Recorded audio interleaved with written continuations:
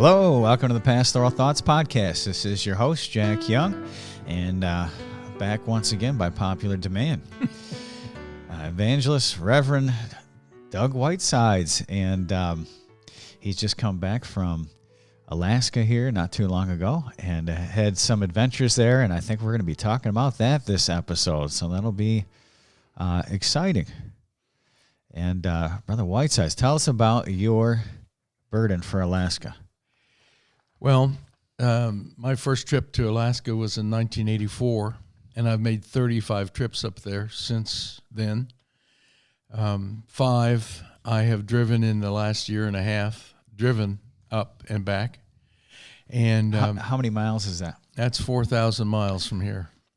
How long does that take you driving? Well, depends. It depends on the weather. If you go in the summertime when the weather's good, then you're constantly bombarded with RVers and traffic that you normally don't have the rest of the time.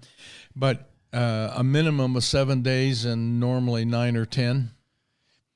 And so you're getting about 800 miles a day, something like that? Well, 700. 700 miles a day. Long hours.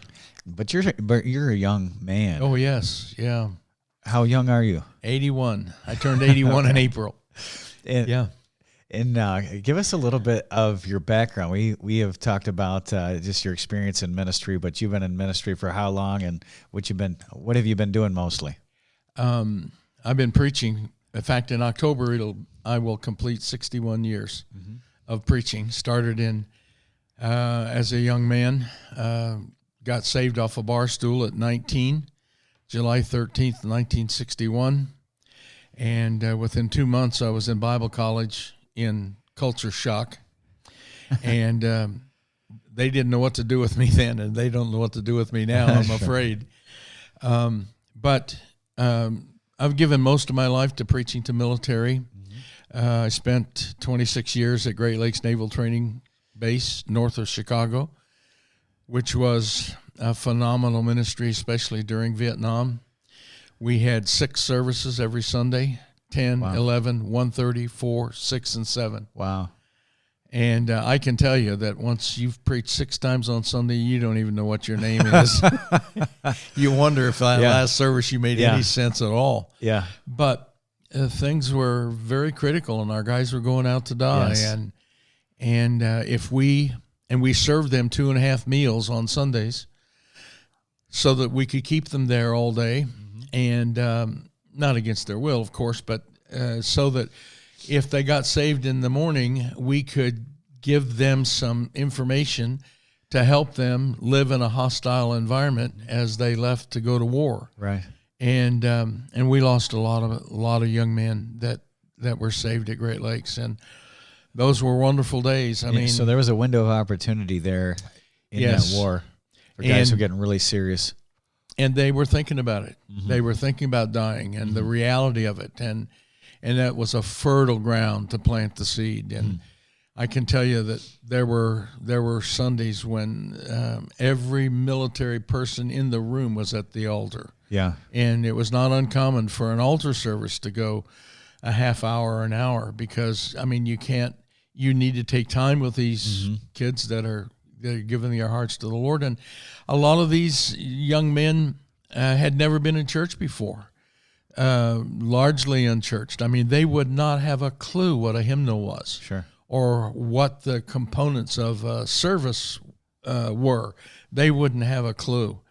And so it was kind of an in-your-face ministry. You'd have to teach them right from the pulpit, what was correct church behavior and demeanor, and what wasn't, and what was acceptable. It was almost like a junior church. Yeah, that's right. And but man, we just saw amazing things happen. And the 4:00 service in the afternoon was geared toward getting men out of the hospital into our services. And I've seen men come down the aisle in wheelchairs and on crutches, and the last time I was here, I preached on the 4 men with a man of palsy breaking up the roof, and we had some corpsmen back then like that that were just nuts, and all they knew was their buddies had to get to Christ, and they would drag them out of the hospital, and they would work with them and physically to get them ready to get into our vans and get them to the church. And on one occasion, they even brought in a guy that was in a full body cast. I mean, from his neck to his ankles, he's Amazing. in a body cast. I don't know how they got him out of the hospital. I'm surprised they got him released. And when they got him into what do you do with a guy that's in a full body cast? So they didn't ask me. They just brought him into the service and propped him up in the corner. It's not like he's going anywhere. Yeah. Yeah. And during the invitation, I saw him back in the corner, and he was hollering, and the corpsman got up immediately, and I thought, man, the cast is so heavy, his feet are probably swollen, and that's not what he wanted. He wanted to go forward, and so I saw one of the corpsmen get under one arm and another corpsman get under another arm, and they went right across the back of the auditorium and brought him right down to the altar, and now I could hear him because he was close to me. And he said, I know I'm supposed to kneel, but I can't kneel, so just lay me out on the floor. I'm not worthy to stand. So they just laid him out on the floor, and that's where he got saved. Wow. So amazing things like that happened during the war. And I've spent a lot of my time, even in later years, with Vietnam vets and just listening to their stories, because nobody believes them. And they had such a plight. I mean, we sent them to do a job that we wouldn't do, and then we spit on them when they came home. Yeah. So I've got a special. We forced them to do that job. Yes. Involuntarily. Yep. So I've got a special place in my heart for Vietnam vets, and I'll always have a special place in my heart for the military. And so 26 years at Great Lakes, and then where did you go from there? I went to Atlanta and planted a church there at the Air Force, at the Naval Air Force Base there. And then from there to Luke Air Force Base in the desert in Arizona, west of Phoenix. And then we planted churches all over the world and trained pastors. And as I've gotten older, much older, I spend most of my time overseas training national pastors and putting into their hands the tools they need to get the job done. Because I found out from practical experience that nobody can preach to a Korean like a Korean. Nobody can preach to a Liberian like a Liberian.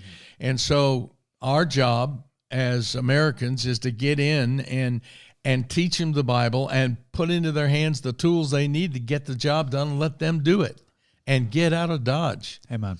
We should not be making little Americans all over the world. Sure. That's not the point. Amen. Yeah, amen. And so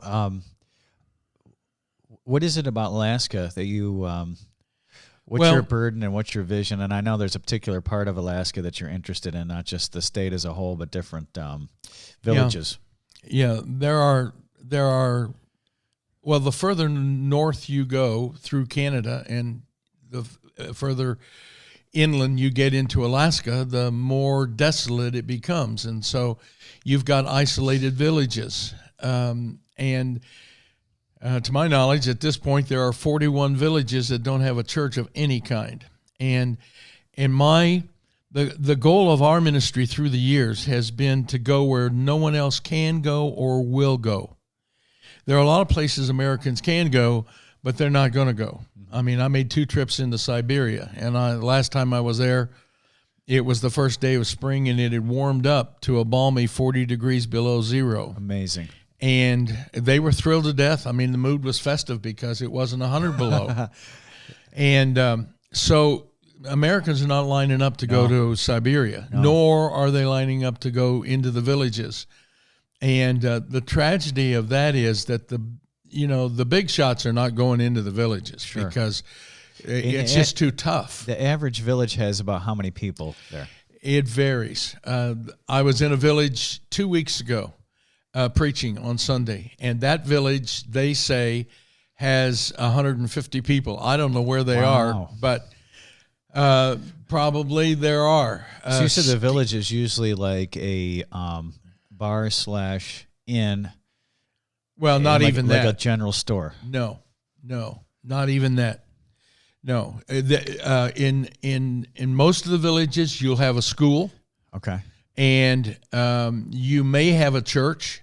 That could be anything. That could be Russian Orthodox because of the Russian influence in Alaska over the years. It could be most anything. But there are no stores. Little school, little church. Yeah, and just houses that they have built, and some of them are very primitive. Now that I've never seen igloos up there. Sure, I'm sure there are in places, but I'm talking about Eskimos and Indians as well as Caucasians that are just pioneering in those. They love it. They love the hunting. They love the fishing. They love that lifestyle. And you run into some real characters in. Oh, I bet you'd have to be a character. Well, and you've got to be very self-sufficient. Yeah, and tough. And I was just, in fact, 2 weeks ago when I was in the village, I met an amazing lady. She met us. I flew into Kodiak, and then my Eskimo friend came over in a boat to pick me up to take me to the village. And when we got to the village, this lady was there to help unload. And she looked like a bag lady. I mean, if you saw her on the street here, you'd think she was a bag lady. Yeah, she's got boots on and jeans and a ratty-looking jacket and a wool hat on top of her head. And you talk about tough. I mean, I saw her pick up 60-pound bag of peat moss and just throw it in the back of the pickup truck. And over the weekend, I found out who this lady was. Her name is Nancy Hillstrand, and that wouldn't probably mean anything to you, but anybody that's ever watched the fishing shows on Bristol Bay knows who Nancy Hillstrand and her husband were. Interesting. They were the pioneers of the show Deadliest Catch. Oh, really? And this lady owns a big packing company in Homer and runs it by herself. She's an amazing lady. Wow. And she came over to the house where... That's what you call a woolly booger. I guess so. Yeah. She came over to the house where I was and where I was staying with my Eskimo friend Ivan and Kathy Lou Keen. And she sat at the table and she was just fascinated, mesmerized by the stories and the things that I've seen God do. And they said to her, well, you need to come to church tomorrow and listen to this guy preach. So she came. And after the service was over, this lady, this multimillionaire, said to me, you painted a tapestry for us this morning. She said, I've never heard anything like that.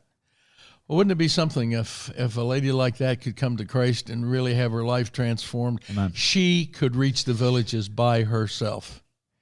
Oh, and I imagine that just being a desolate wilderness like that, yeah, the church would be somebody's life. Yes. What would a church look like in these 41 different villages? Well, where would it meet, and when would it? And then also, like, I would think with, if in your estimation or imagination, what would a man do? Like, would he pastor 3 or 4 churches in 3 or 4 different villages, or? Well, the days of that happening are pretty much over. Okay. For a missionary to go to a small village and give his life for, and there are not 150 people in most of the villages. You're talking about 30, 40. So these are like outposts. Yes, and they're very remote. And that's why they don't have churches, is because it is so expensive to get anything there, because it has to be flown in, shipped in, however you can get to them.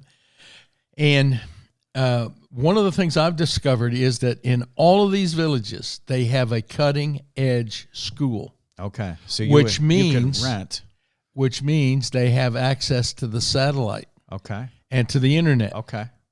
so that if we could get into these villages and train people to set up this equipment, we could pipe the services right in there on Sunday, and it wouldn't matter if there are 3 or 4, or if there are 10 or 12 or 15. I've held meetings in the villages. In fact, years ago, I flew into a place called Igigik, and Egegik. It's on Bristol Bay. It's a fishing village. Okay. And as the commercial flight comes in, and when I say commercial, I'm talking about a 4-seater, they circle the village, and then the people know that the plane is there. And so if they've got groceries coming, or if they've got people coming, then they go to the airstrip. Go to the plane. Yeah. So it was cold, bitter cold, and I circled this village, and I thought, you've got to be kidding me. I'm going to spend a week here. And I held a meeting Sunday through Sunday, and the most people we had in any given service was 14. Wow. But somebody's got to get in there and do the preaching. Well, I think 14 people out of, let's say, 150 people living in that region. That's, that's over about 10% of the population. Well, when I preached in the village that had 150, there were 60 people there. Yeah, that's amazing. Yeah, so I wish I could keep up that ratio here in the States. So probably what it would look like if you get some people saved, some believers, and say, meet at this location on Sunday, and then we'll preach by way of satellite, and maybe you can set up some preliminaries, taking some prayer requests, and you can pray in the local location, and maybe go through a written lesson. Then they could watch a church service together, and we could stream it right in there. Yeah. So there's a lot of churches that do that stateside. Yes. Which sometimes does make sense to me, especially if you got like 150 people watching a screen. You think, what's the point of that? But there it makes sense. It makes sense because they're so remote and they're so hard to get to, and it's so expensive. Can you imagine just how expensive it would be to purchase the materials and transport the materials in there to build a church? I mean, it would be just astronomical. Yeah. Oh, yeah. And then to raise the amount of money for a missionary that'd have to go there and live, he would need 6 figures probably just to be able to make ends meet. And there's a few. I don't know if you know this. I've heard of the Suttons. They're missionaries to Point Hope, Alaska, and it's a village of, or maybe it's a town, 600 people, and it's out. It's like a little point. It's like Point Hope, and it's a little point out into the Arctic Ocean. And I think there's nothing but seals, polar bears, and 600 people living there. Yeah. I had the opportunity back in the 80s to preach in the high Arctic. And when I say high Arctic, that's not Alaska. That's Northwest Territories, Inuvik, Aklavik, Tuktoyaktuk. Those are all towns up on near the Arctic Sea. And Tuktoyaktuk is where the Rocky Mountains disappear into the Arctic Sea, right on top of the earth. Okay. And we just recently got there. We've been there for maybe 20, 25 years. I say we, I'm talking about Independent Baptist. The Catholics were there 200 years ago. The Jehovah's Witnesses were there 100 years ago. So that gives you an idea. We're a little behind. And it's because of the price involved. I can tell you that I have spent nights in Alaska where I thought I was going to freeze to death. I mean, you talk about cold. Sleeping on an army cot under those old olive green wool army blankets.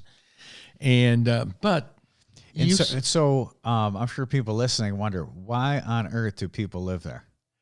Well, a lot of it is culture. These are Eskimos and Indians. They are, and by the way, you can normally tell the difference, although they're very mixed. It's not as simple as we Caucasians would like to think it is. But when hunting season comes, Eskimos go toward the sea. Indians go toward the mountains to hunt. Okay. So your Eskimos are, and they do hunt also. It's not exclusive, but that's the basic difference I see in between Eskimos and Indians. But it's difficult to tell the difference. But I mean, these are Americans that have never heard the gospel before. That's my heartbeat. I'm concerned about taking the gospel in where it's never been and giving it to people who've never heard. And somebody as sophisticated as Nancy Hillstrand just was mesmerized by the reality of the gospel and the power of the gospel. You know, it is because she's a tough lady. She knows what it is to camp out. And in fact, she met the Lukeens and wanted to just camp in their yard until she met a black bear in the middle of the night. And then she decided maybe she would come in and take their offer to sleep inside. Yeah. She's a tough lady. So at any rate, that's my heartbeat. And it has always been to go. I'm really not interested in, nothing wrong with that necessarily, but not interested in building on somebody else's foundation. I want to go where nobody else can go or will go. And because of what we've done over these many, many years, there are a lot of places in the world that only I can go, that a normal American could never get to. He would never make it. Yeah. And for instance, in Mindanao, which is in the southern Philippines, when I fly into Mindanao, Mindanao is the headquarters for right-wing Muslim terrorism. The guys that blew up the Pentagon and the trade towers did all their testing and their recruiting and their preliminary work for those attacks in Mindanao. Abu Sayyaf or something like that. I think that's the name of that organization. And so when I fly in there, the State Department tells me not to go because Americans are just bait for kidnapping. Right. Yeah, we have a gentleman in our church who's Indian, Gulshan. Yes, I met him. Okay. Yeah, and he goes there, but since he's Indian, he doesn't get bothered at all. Yeah. Well, when I fly in there, and I have had a high military briefing on my deportment in Mindanao. And by the way, I have met with the former president, I'm trying to think of his name, who was the mayor of Davao. I can't believe I can't think of his name, but I've been in his office many times and prayed with him. Yeah. And it's amazing when you go where no one else has been. There are no lines. You know, I mean, you don't have to wait in line. But when I fly in there, I'm met by 3 undercover bodyguards packing 45s. And with the high-level briefing I got, they said just quietly and quickly, get through the airport, get your stuff, get into the vehicle, and get out of there. And then when I go to the hotel, and I'm not talking about American hotel, I'm talking about Filipino hotel, when I get there, I cannot answer the phone. I cannot leave the room. I cannot talk to anyone on my own. Those bodyguards are with me 24/7. And then when I go out to preach, if I'm preaching in the open air, I have 5 additional bodyguards that go in uniform, packing AK-47s and 45s, and they kind of screen the area to make sure that there's nobody there that would harm me. And then when we go to preach to the remote duty stations that are back in the jungle, I have an additional 3 that go ahead of us on motorcycles with walkie-talkies because we have to go through Muslim villages. And so they're talking to us all the time so that we don't drive into an ambush. So it's very dangerous. I mean, the average American never.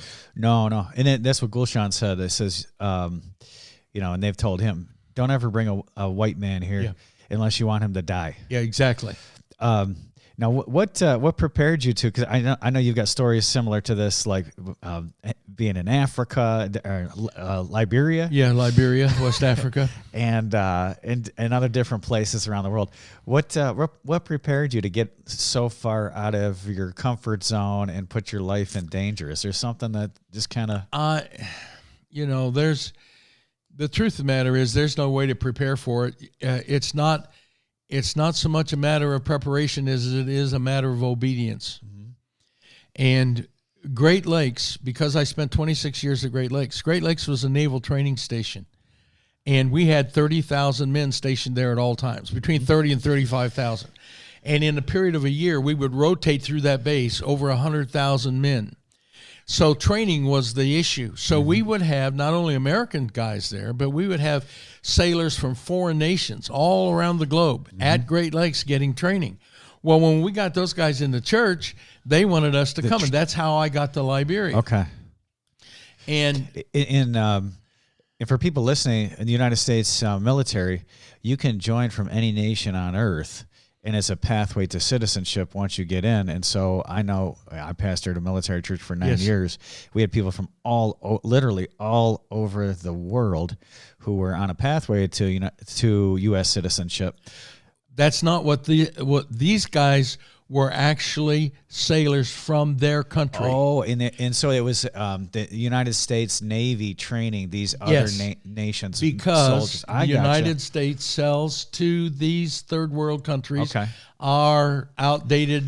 So that's how it hardware. Opened doors all over the world for you. Yes, amazing. Yes, okay, and you know the story of how we got into Liberia is just incredible. Just one E3 sailor. Yeah.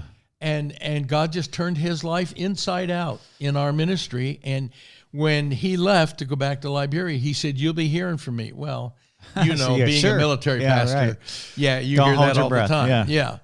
Well, he went back and tried to get an appointment with the chaplain general of the Armed Forces of Liberia. Well, an E3 is not going to see the general, I can tell you. The only way an E3 would see the general is if he was washing his car or polishing his boots or saddling his horse. That's the only way he would see the general. Well, his staff officer would not let him in to see the general. An E3 is just not going to do that. So he kept going back. Every day after he got off duty, he went by the office of the chaplain general.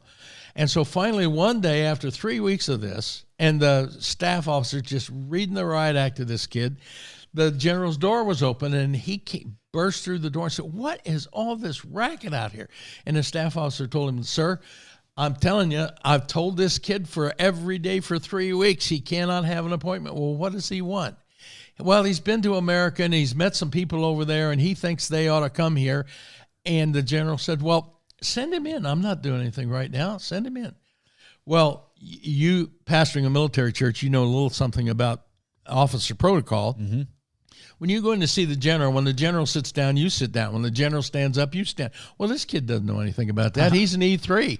The general sat down, and he just paced back and forth in front of his desk and told him that he needed to get us over there immediately. Well, if you're a full bird colonel, you don't tell the general what he has to do. Yeah. And so 2 weeks later, I got a letter from the deputy chaplain general of the Armed Forces of Liberia saying, "We, the chaplaincy of the Armed Forces of Liberia, want to be part of you. How soon can you come?" Yeah. Well, they thought we'd be there in 15 minutes. You know, they didn't realize that we're on the other side of the world. And you don't go crashing into some third world country without a network of God's people praying for you. Mm-hmm. I mean, this is dangerous, dangerous stuff. Mm-hmm. And on that first trip, I was almost executed there. Yeah, you told us about that. Yeah. So that's how it happens. It happens all different kinds of ways. And people have said to me over the years, "How do you make this happen?" I don't make it happen. I don't know what I'm doing. I'm just trying to stay close to somebody who does. It's the old I being in the way, the Lord led me. Yes. Eliezer's famous statement. Right. So being at Great Lakes all that time and having all these people come in for training and being there for a short duration of time, and they're learning curriculum when they go. And I was telling somebody yesterday, we were out for a jog, and I was saying how he was studying for something for his job. And I said, most soldiers are always in school and training for something, and they always got their 3x5 cards because they've got exams coming up. Yes. So a lot of times I look at church in the same regard. And you developed a lot of working curriculum while you were at Great Lakes, didn't you? Yes, I did. Especially because of my background. I was saved off a bar stool at 19, and I didn't know anything about the Bible. And it's kind of a long, involved story, but I can make it short. I realized that somebody said to me as a young Christian, you need to get a hold of an Edgar Myers Bible storybook and read it. Well, I read it through twice. And the great advantage of that as a young Christian was it deals with the Bible in chronological order. Yeah. And so the first time I tried to do anything visually with that was in 1986. And it was just really rough to begin with. And I used to do it on a chalkboard, and it was pitiful. Yeah. And then came the overhead projector, and then slides. And now, of course, it needs to be digitized. And I've taken it all over the world and trained national pastors with it. That's amazing. And we had Edgar Myers, and we used it with our kids when they were real young. But it is amazing curriculum, and even having been through the Bible a bunch of times, raised in a Christian home, there's different things that are brought out in those different stories. That is that so? And look at it. Yeah, yeah. Sure. It's a classic. Yes, and so you would develop that curriculum. Yeah, that was just kind of refined it. Yes. Yeah. And every time I did it, I critiqued it because I really wanted this to be, anybody can make it complicated, but to make it simple so that the wayfaring man, though a fool, need not err therein. It takes a lot of work to simplify it. And I don't mean to destroy it. I mean to just take biblical truth and simplify it. Right. And I had a Bible professor years ago say in an Old Testament survey class, students, if you can't take what you're preaching and explain it to a 6-year-old so that he understands it, you don't understand it yourself. That's right. Yeah, profundity is clothed in simplicity. Yeah. I was just reading the other day, the reformer Luther would tell his children, explain to his children what he's preaching on in the next sermon. And he figured if his children understood what he was saying, the adults would get it. Congregation would get it. Yeah. Amen. So this is kind of the thing that you would also a curriculum that you would have for the there in Alaska, where you have a lot of biblically illiterate people. Absolutely. I would go in, and it's good for churches. You'd be surprised how many churches could benefit. Absolutely. Just their Sunday school teachers could benefit by having something simple. And after doing this, I can do it in less than 3 hours, and I can put into their hands something that will structure their Bible study for the rest of their ministry. And so even with an interpreter, which would take it a little longer than that, I can still do it. And then when I finish it, to reward the third world pastors, I'll give them a tool of some kind, like Haley's Bible Handbook or Strong's Concordance. They're a little heavier and harder to get overseas, but a tool. And you would think, when I hand a third world pastor a Haley's Bible Handbook, you would give him $1 million? You'd think I would just given him the keys to a brand new Cadillac. Yeah. Because they don't have anything. Sure. I mean, some of these pastors don't even have a bicycle. Say nothing about a car. Yeah.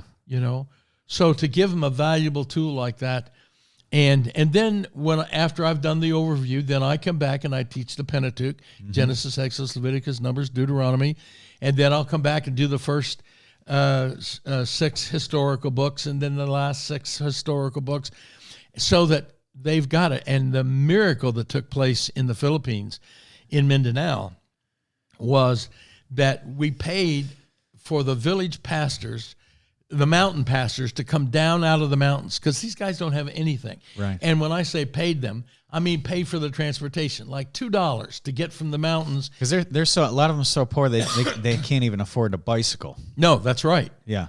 So, and to give you an idea, in a 2-week period, I paid for and served over 14,000 meals just to pastors and their families, so that they could be in that conference. And so you know what they did? All during the conference, they were taking the English that I gave them and the notes that I gave them, that I passed out, and they were translating them into their local dialects. And then they went back into the mountains and had their own conference and taught it in the local dialect. And it doesn't get any better than that. No. No. Yeah. And how better to reduplicate yourself over and over again. Well, and that's what we're supposed to do. It's 2 Timothy 2. Exactly. And the president of the seminary came to me and said, the mountain pastors just love you, but they can't talk to you because they don't know English. Yeah. And when you get close to the cities, most Filipinos are trilingual. They speak their local dialect. They speak Tagalog, which is the national language, and they speak English. But when you get back up in the mountains, all they speak is their local dialect. They can't even talk to one another from village to village up there. And so he said, they love you, but they can't come and talk to you. And I said, okay, this is what I want you to do. I want to have a special luncheon with just the mountain pastors. I don't want any city pastors there. And I want you to do the interpreting. And you do the meal. I'll pay for the meal. But I want to serve them. So he got all the mountain pastors and their wives together. And I served them. And they objected highly. No, we should be serving you. Said, not according to Mark 10:45, which says, for even the Son of Man came not to be ministered unto, but to minister and to give his life a ransom for many. And that just tied me forever to the mountain pastors. You know? Amen. Yeah, that's neat.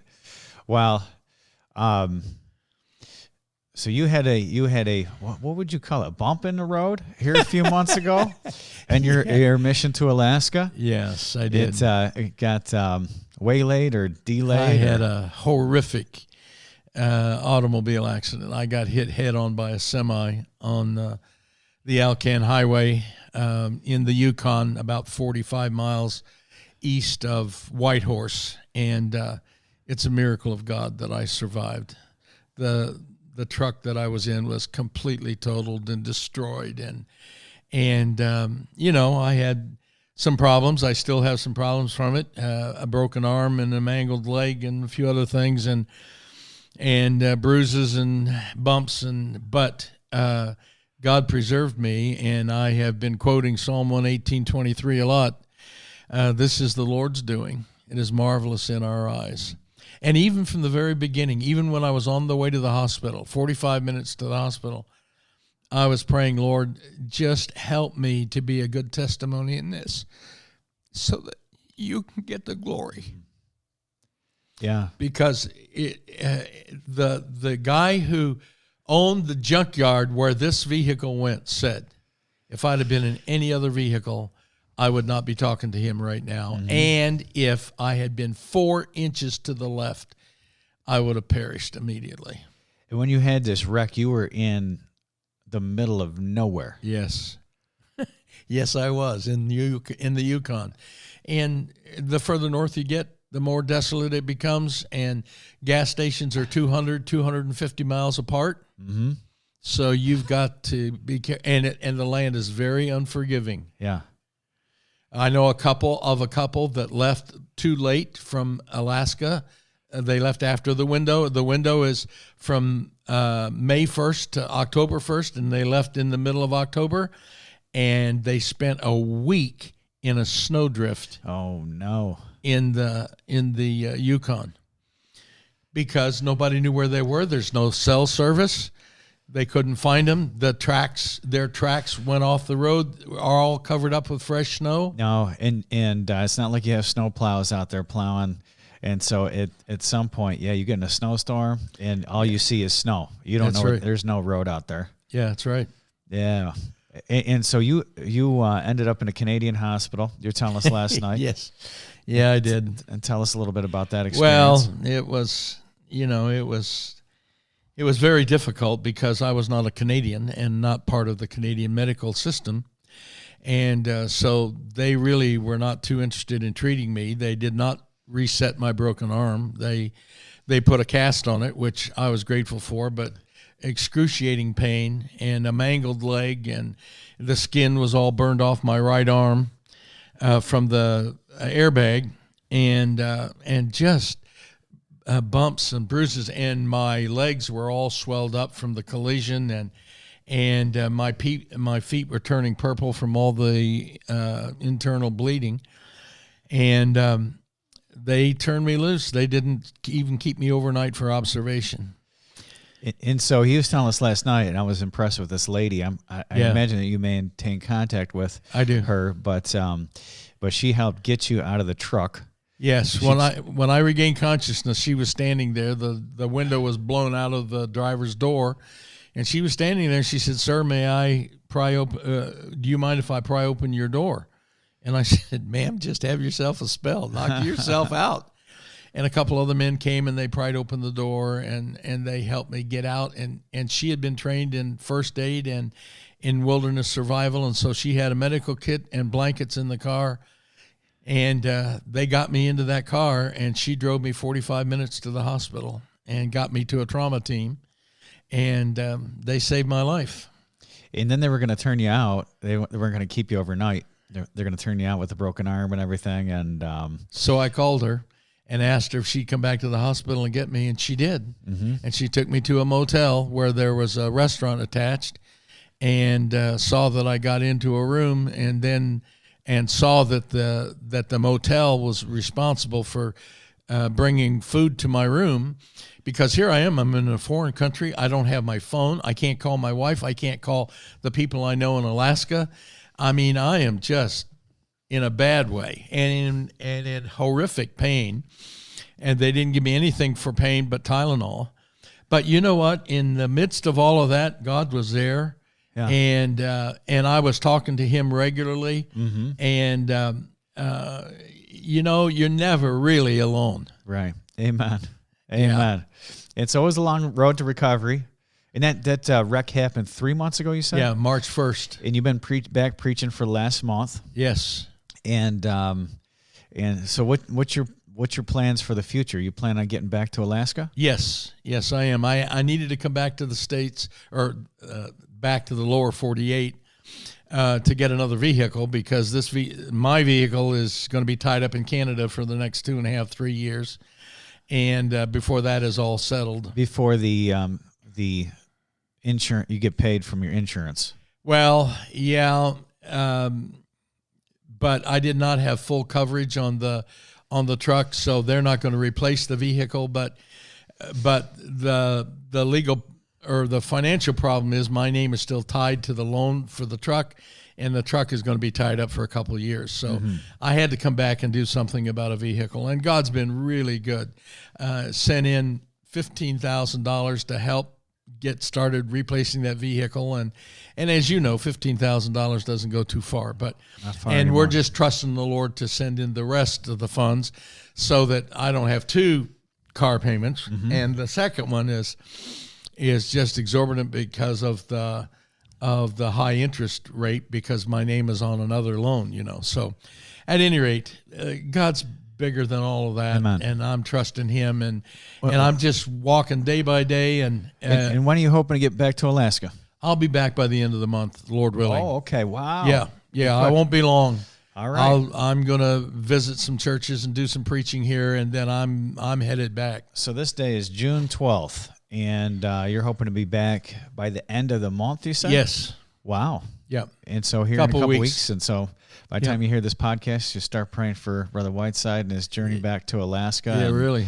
Headed to those 41 different villages. Yes. Well, amen. That'll be exciting. Yeah, and I hope to meet with this lady and her husband and her cousin, who also helped. Yeah. The first thing they do when you get to the hospital is cut off all your clothes. So I didn't have any clothes. Yeah. And everything is in the truck. Yeah. So no modesty. They went out and bought me clothes and brought them to the motel and would not allow me to pay for them. No, yeah. There's probably good people like that, and there's probably a culture up there where they really depend upon each other. So if someone is in harm's way, it's up to the fellow citizens to step up to the plate and help their neighbor out, even if that means like taking them 45 minutes here and there, different hospitals, We Christians hotels. could learn a lot from that, from Amen. their culture. Well, I'll be praying for that lady and praying that her and her family get saved. Yes, amen. And then that'll be one answer to why the Lord allowed you to get hit. And hey, listen, I'm not worried about that. I'm trusting him. Amen. And I know better than to ask those foolish questions. Yeah. Habakkuk tried that, and it didn't work out so well for him. Yeah. Amen. Because when the Lord answered his first question, he had more questions for which the answers were That's even right. more difficult. Yeah. Well, it's kind of like Job. Yes. Yeah. Gird up your loins like a man. Yeah. And then he says, where were you when I laid the foundations of the earth? Right? Yeah, that's right. And he never, the Lord never answered Job directly about why he allowed it. So You know, somebody said to me, a pastor just recently said to me, man, I don't believe your attitude. Well, that's God. You know, listen, after all these years and all I've seen God do, I'm not worried about him taking care of me. If he can protect me in an accident like that, he can certainly meet my need no matter where I am. Whether I'm in Alaska or whether I'm in the lower 48, he knows where those places are. Yeah. Amen. How long are you going to be in Alaska for working? Ever. Okay. We're not going to see you again, huh? Well, you know, I will always come back to preach. And so I can get on a plane. I don't have to drive. I'm looking forward to the report Yeah, amen. when I see your face again. Okay. Yeah. Amen. All right. Hey, where can folks find you? They can. Well, it's kind of difficult, but I have an address in Alaska. It's 200 West 34th Avenue, number 103, Anchorage, Alaska, 99503. So you want to write to them, and then okay. And there's no website or anything like that, huh? No, not yet. There will be shortly. Okay. Good deal. Yeah, I can give that address again, 200 West 34th Avenue, number 103, Anchorage, Alaska, 99503. All right. Reach out to Brother Whiteside, and then if you're a preacher or something out there and you want to talk to him, just look up Lighthouse Bible Baptist Church. Give us a call, and I will. I'll give you his number if you're legitimate. Amen. Okay. Yeah. All right. Well, God bless each and every one. Thanks for tuning in today, and amen. we'll look forward to getting a report. God willing, Brother Whitesides will be back stateside sometime and can tell us about those 41 villages and the things that God has done and is doing. Looking forward to that. So we'll talk to you next time. Thank you so much for watching or listening to the Pastoral Thoughts Podcast. We'd love to hear from you. Please reach out to us at pastorthoughtsmail@gmail.com. Also, if you want to check out more about our ministry here, you can visit pastorjack.org. I do have a blog that I do write. I'd love to have you as one of my subscribers there. Also, if you enjoyed this video, please like, subscribe, and share. We'd love to hear from you. Thanks again for listening. God bless you.